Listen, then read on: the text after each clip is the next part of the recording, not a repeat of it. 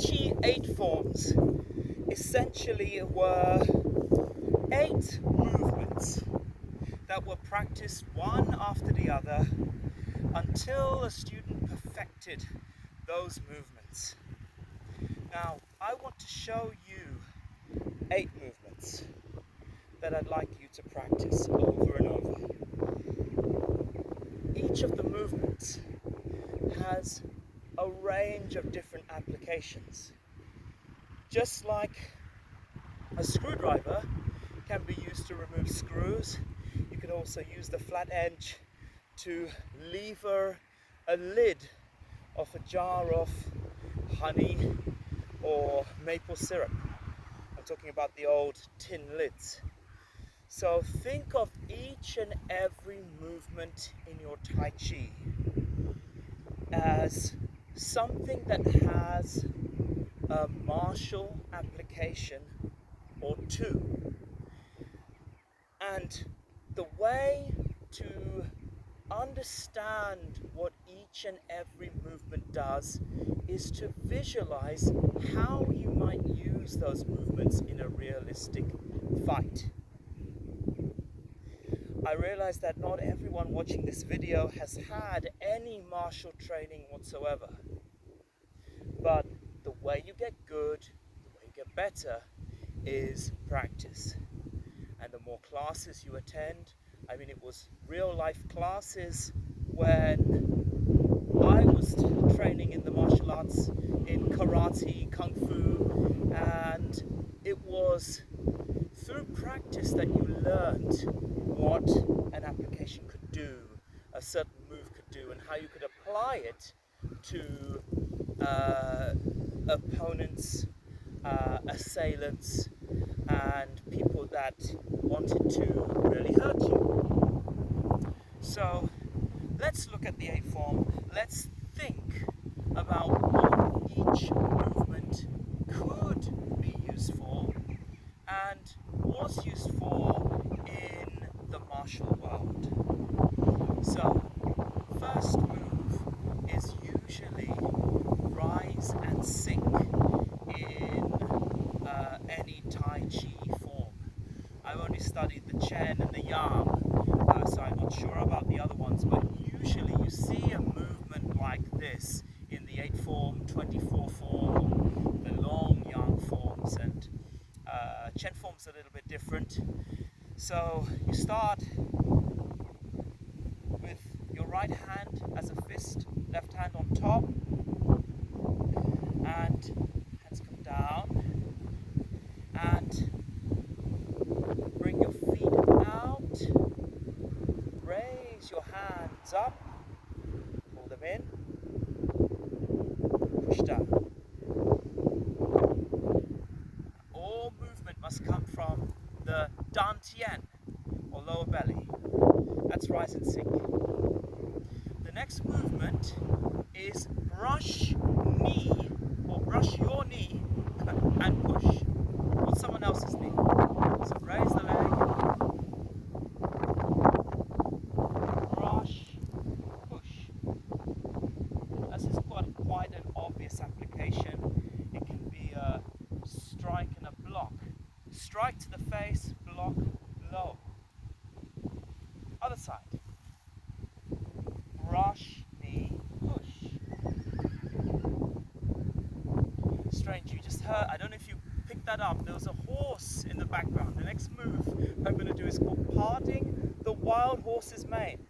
So the hands come in, the weight comes onto the leg which you've gathered your energy into. So if your arms are on one side of the body, that's where all your weight should come. And then step out and part the horse's mane. Now this is an interesting move. There's a strong application or yang application and a yin one. Let's talk about the yin one. It's a throw to the floor. Right? Think about how you can throw someone over your knee using your arm. Quite interesting, gentle, I'll call it gentle or yin application. Hands come in, part the horse's mane. Good. Next move, push away the monkey. 1, 2, 3, and 4. Quite interesting. If you're really good with your Taichi, you can block someone with this move and at the same time strike them back. Have a think about that. It's 3 moves so far. 3 out of 8. From here, we are going to do a movement, 4 out of 8. From here, we're going to do a movement called waving your hands like clouds. So, we'll stay still for this, for beginners, from horse stance, high horse stance. 1, 2, 3. Think about how you might use this move in combat. What would you do if you had to use waving your hands like clouds to block a punch? What sort of punch could you block? What sort of attack could you block? Is it a punch to the face, a punch to the body, a kick? For this one, I want you to leave a comment. Quite an interesting one. From here, the next move is the golden rooster stands on one leg, and I'm just shuffling about because I want you to be able to see me.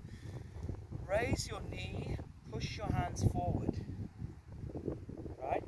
So for me, my favorite, let's talk about a strong move. My favorite strong move is a knee to the body, like a Thai boxer. I did a lot of training with a Thai boxer. I'm not a Thai boxing teacher. I'm a Kung Fu, Karate and Taichi teacher. When I spar with him, he has a tendency to get close, grab, and use a lot of kicks around my legs, which kill after training with him, and a lot of knees to the body.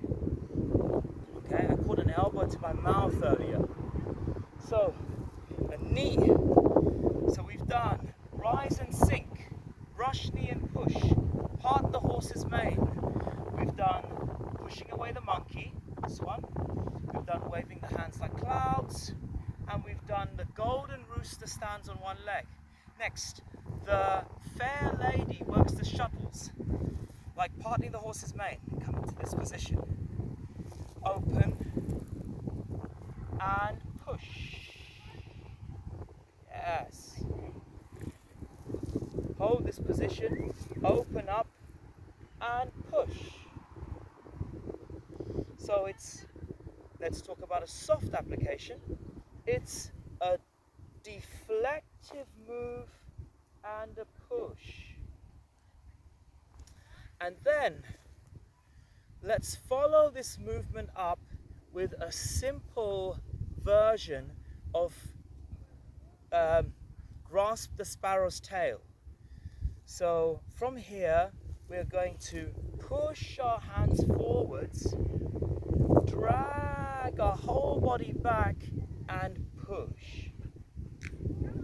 Place the hands like this, push forward, drag your whole body back, and push. And that makes our 8. And finish by crossing your arms and pushing down. So leave a comment about that last move. I want you to tell me what you think this move is for, this move is for, and this move is for. Right? 1, 2, 3. Cross hands and push down.